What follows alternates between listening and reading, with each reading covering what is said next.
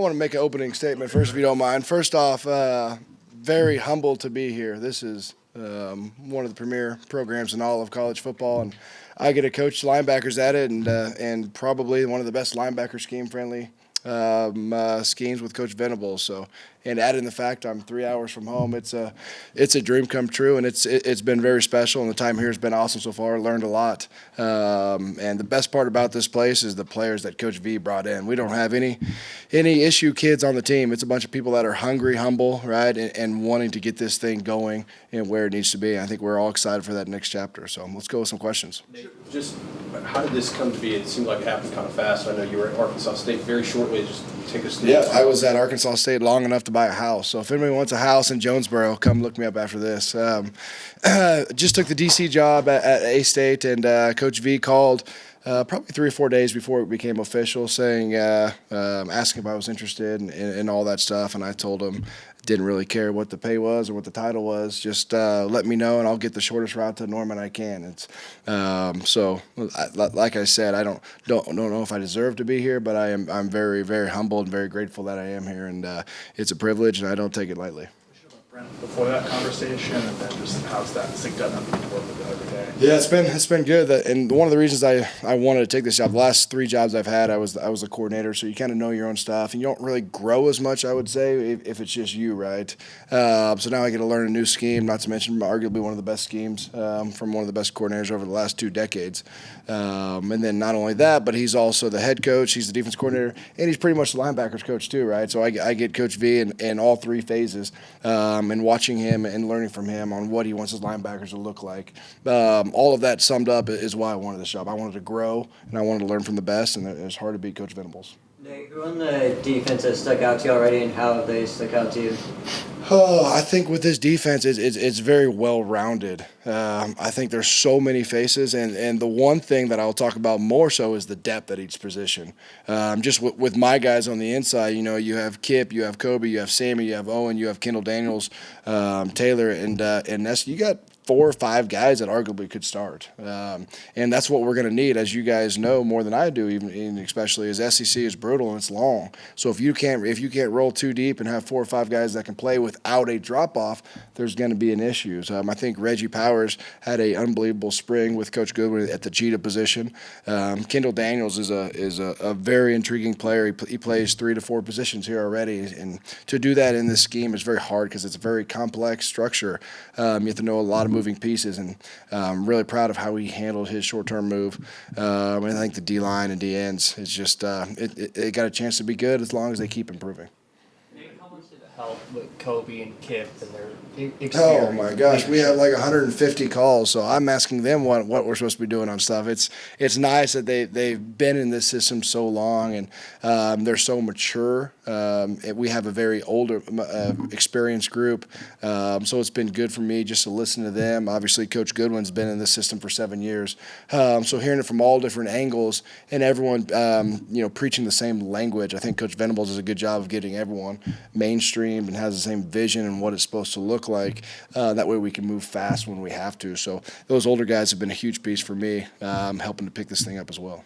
Think of your entire linebacking core, the entire the whole core. Group that you have. So I've been at University of Oregon 4 or 5 years ago. So I've been at another big caliber place. The difference is typically if you have 5-star players, you have 5-star problems, right? They don't have that here. They have the players, but they don't have the issues. And the linebacker group and you guys see them do drills, you guys see them make tackles. They're even better off the field. They're so fun to be around. They're always smiling, but they know that there's a lot of competition in that room, but they're always helping the next person. Does that make sense? So to me, it shows so much growth as a man when, hey, do I want to start? Heck yeah, but guess what? I got to get my partner better too. That's the one biggest takeaway I had from this spring was how much they wanted that room to grow, and I think it did.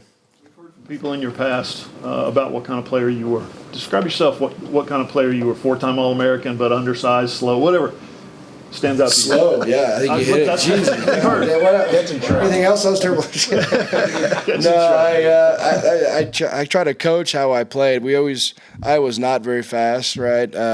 As you pointed out, obviously you found the tape, but you always try to think ahead of linebacker. Linebacker is not about how fast you run. It's awesome if you could run fast, but it's how fast you process, right? And how do you process fast? By having fast eyes, by knowing what's coming ahead, by film studies, all those little things, right? And that's what I try to instill in our players. We have a very talented group, so now how can I get them to play faster, right? And that's, for me, it's all eyes, it's all mental up top. So we spend a lot of time in the classroom on the little things, the little fundamental and technique that eventually add up to the big things that everyone wants. They know the scheme and they've done the scheme forever. Now we're able to master these little things to make us less smooth and better and more athletic as we go. Because at the end of the day, I tell them there's two types of tackles: hard tackles and easy tackles. And you get easy tackles with great alignment, fundamentals, and technique. And that's what I focus off. The scheme's a scheme, and we'll handle that. But if we can master those three things in my classroom, right, then we're gonna have a chance to be really good.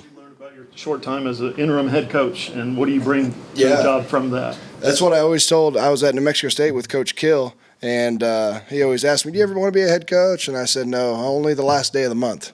But learning from him was awesome. Then going to Utah State, I wish we could have won a few more games, but this worked out even better. Now I get it close to home. But you learn that in the head coaching seat. It's unbelievable that Venables is also the coordinator. There's just so many problems you have to do, right? You go from a position coach, you're in charge of 6 people, coordinator, you're in charge of 500 or 50, and then a head coach, you're in charge of 300.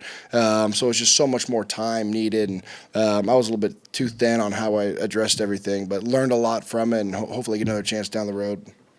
Have you shown any of the players your tape from Pitt State? No, but I tell them all the time, if they keep missing plays, and that's where they're headed, is Pittsburgh State. So, no, they know they don't need to see my film. There's nothing impressive about that. Nate, have you ever had anyone as unique in terms of body type like a Kendall Daniels before? No, I think Coach Goodwin will probably compare him maybe to Isaiah Simmons, but no, not that I've seen. He's 6'5", 240, and he's half the time he's going to the post and doing a halves coverage or playing man or blitzing the big gap. How rangy and how athletic he is at that size is very, very, very freaky. And that's the cool thing about him is you have no idea where he's going to line up on the play, and he has so many tools and so much things that he can bring for this defense. I think he's going to fall in love, and you guys are going to fall in love with him this fall watching him do it. Nate, your dad's obviously a very accomplished high school coach in Kansas. Just growing up around that and that success, how did that kind of shape what you wanted to be as a coach? Yeah, that's a great question. I think what that allowed me to do over the years was all my people I've looked up to are high school football coaches, right, in the state of Kansas, because I've been around them my whole life. I woke up on Saturdays when I was little, not watching Nickelodeon, but watching my dad's football games, right? And so you just pick up things here and there, and so many things on what to do or what not to do, but more so, I think, how to treat your players and how to get them to respond. The best thing that my dad does as a coach is basically brainwashes his guys to think that they're better than they actually are, and by the end of it, they truly believe, and that's what it's all about. How can you get your good players great and your great players elite, right? And that's by this mental makeup that we have to have, and you have to have it every single day to continue to develop the mindset that we need. So that's the biggest takeaway I took from him.